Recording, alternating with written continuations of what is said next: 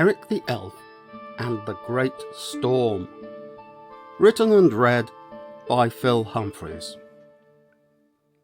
Eric had been out in the fields and the forest all day with his big backpack, gathering food for his larder. He had aubergines, basil, beetroot, bilberries, blueberries, broad beans, broccoli, carrots, courgettes, elderflower, new potatoes, onions, spinach, strawberries, and wild nettles.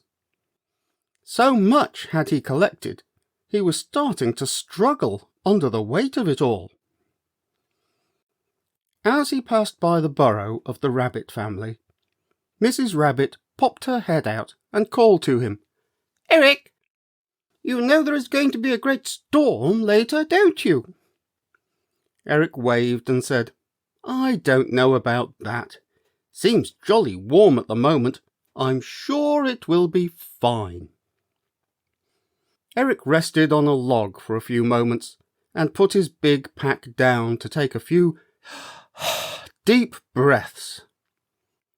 Old Mr. Squirrel ran down a nearby tree and hopped up onto the end of the log. Eric, you do know there's going to be a great storm later, don't you? A great storm, yes, he chattered. Eric picked up his big pack again and, putting it over his shoulder, said, "Well, I did hear that from Mrs. Rabbit, but it seems jolly warm at the moment, and I'm sure everything will be fine." As he walked on through the forest, Eric whistled a merry tune. "I wonder what has got into everyone today," he thought to himself. "Here we are, having a lovely sunny day, and there are almost no clouds in the sky. Yet they are all talking about a great storm." He found the hedgehog family gathering stones and piling them up into a sort of wall around their burrow.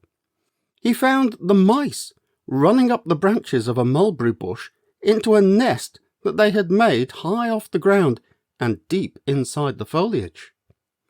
He saw Mrs. Badger shooing her cubs back into their set, while Mr. Badger looked up at the skies and declared gruffly, "There's a storm coming, Eric.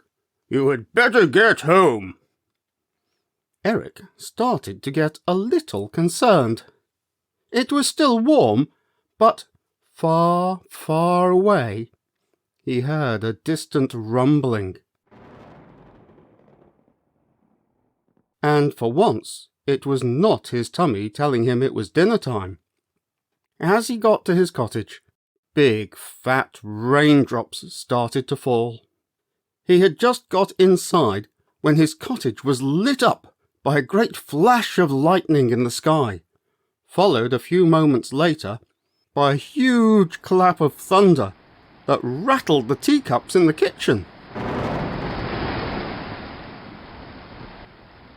There was a knocking on the door.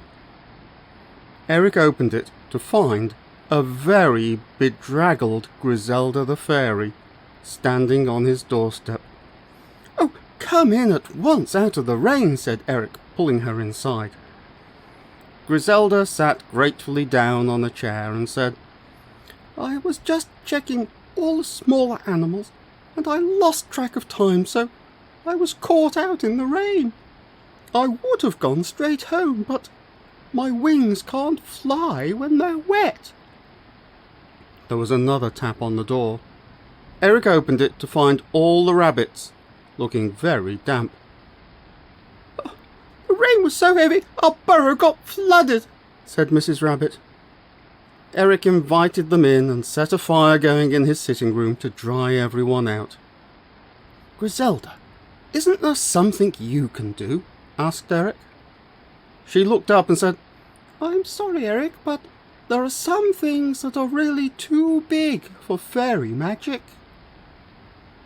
In the space of the next 10 minutes, there was a succession of knocks on Eric's door, and soon the house was filled with the chatter of hedgehogs, mice, badgers, squirrels, voles, and birds. Eric opened up his big pack, and everyone got to work making a great feast for them all to enjoy. The storm passed over, but they were all having such a good time, Eric hardly noticed, until Griselda tapped him on the shoulder and said, "Although there are some things bigger than fairy magic, there is nothing bigger than friendship. And thank you, I will have another slice of strawberry cake."